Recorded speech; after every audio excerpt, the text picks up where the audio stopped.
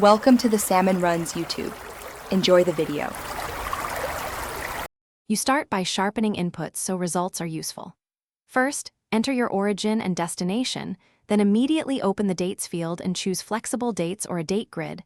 This surfaces cheaper day combos. Next, add nearby airports to expand options. You'll often save by flying to a secondary airport. Finally, sign into Google and turn on price tracking for the route so you get alerts. Once done, you're ready to filter and compare results. Now you refine and compare. This is where savings appear.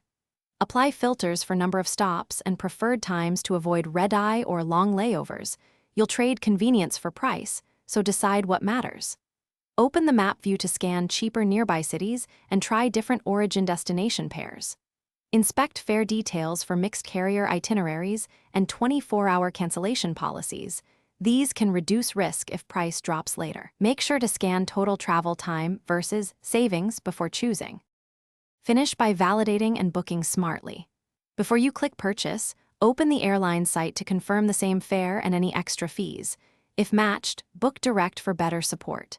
If prices look inconsistent, try incognito mode, switch currencies, or clear cookies to avoid dynamic pricing. Set a price alert and recheck within 48 to 72 hours. If the fare drops, you can cancel within 24 hours or rebook. Troubleshooting tip. If a deal vanishes, rerun the map search and widen nearby airports. Thanks for watching. Consider subscribing if we helped you.